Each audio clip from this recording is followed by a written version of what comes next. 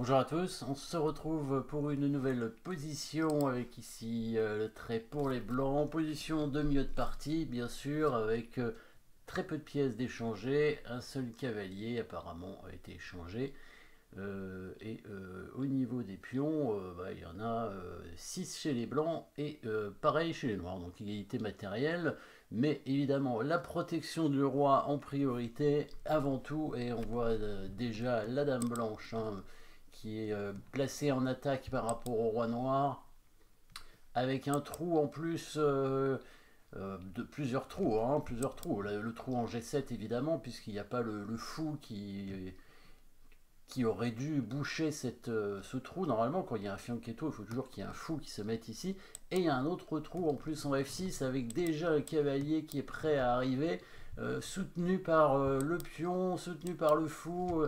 Bon, il y a tout ce qu'il faut pour créer une bonne attaque avec les blancs apparemment. Il y aurait même des possibilités de passer la tour en équerre assez rapidement. On dirait que les blancs ont quand même une attaque assez forte dans cette position, et on va chercher tout de suite des coups forcés. Bon, il y a déjà ce coup de cavalier qui fait échec, qui a l'air assez intéressant. Attention quand même, on a le fou attaqué par la tour ici. On n'a pas parlé trop de la protection du roi blanc. Pour l'instant, ça a l'air d'aller, puisque les deux tours protègent la première rangée. Il y a le fou sur la diagonale du roi, mais pour l'instant, il y a le cavalier et il y a le pion qui protège. Donc il ne semble pas y avoir tellement de possibilités d'attaque pour les noirs, mais attention quand même, on ne sait jamais. En tout cas, les blancs peuvent jouer un coup forcé avec ce coup de cavalier en F6. Évidemment, là, les noirs seraient obligés de prendre, certainement avec le fou, pour conserver la protection ici avec le cavalier en G7. Et le fou ne serait pas protégé derrière, donc attention à ça. Sur cavalier F6, fou prend, pion prend, les blancs n'ont plus de menace. Et les noirs peuvent probablement prendre le fou en D3 avec leur tour. Et donc, pas sûr qu'il y ait une suite après, il y en a peut-être une, mais c'est pas, en tout cas, ça semble pas évident.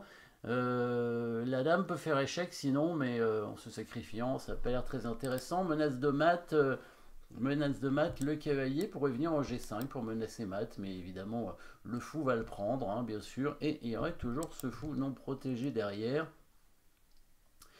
Donc ici, on a pas mal d'options avec les blancs, mais pas immédiate. Alors il y aurait la menace dont on a parlé, le passage de la tour ici pour essayer de menacer mat derrière. C'est un petit peu plus long, mais quand même le mat en H7 a l'air difficile à parer derrière.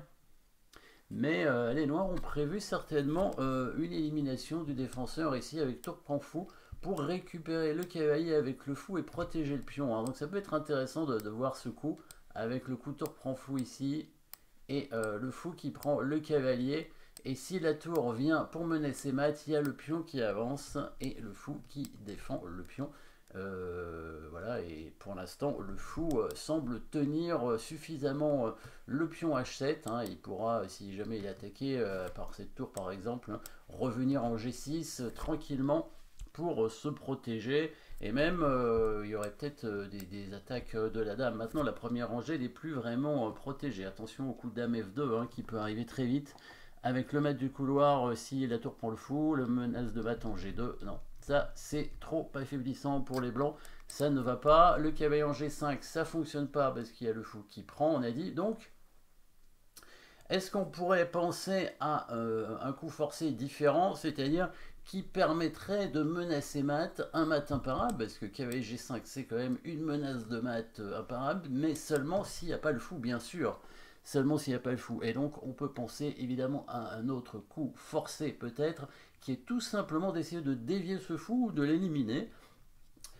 Parce qu'en plus ce fou n'est pas protégé, et donc ça peut être intéressant. Vous avez probablement trouvé le coup qui permet ça, le coup de fou en A3 ici, le fou qui est imprenable, parce que sinon il y a le cavalier qui arrive en G5 avec le mat imparable en H7 cette fois, parce que là il n'y a aucune défense possible sur le pion H7, le roi noir ne peut pas s'enfuir.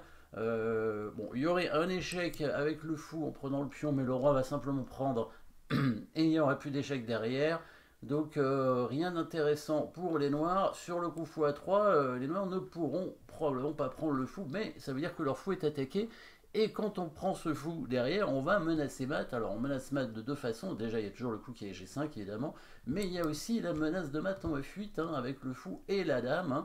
Hein, le fou et la dame sur cette tour qui n'est pas protégée non plus. Et le cavalier qui risque pas de bouger parce que il doit protéger aussi des cases. Donc là, les pièces noires sont vraiment en danger. Et si jamais les noirs défendent le fou avec un coup de pion, ce coup de pion ici, je crois que c'est la partie, hein, le coup B6, voilà, il a protégé le fou avec la dame, et ben on a là, cette fois le clouage hein, du fou, puisque on a le mat derrière avec la tour. Donc là il y a plusieurs mats différents. Le cavalier qui arrive en G5 finalement, menace de mat. Cette fois c'est bien imparable parce que si le fou prend le cavalier, la dame prend la tour et c'est mat. Et il n'y a pas d'autre moyen de protéger donc la case H7. Hein, donc le coup B6 est bien sûr pas suffisant, mais il n'y avait pas de coup tout simplement ici avec les noirs. Hein.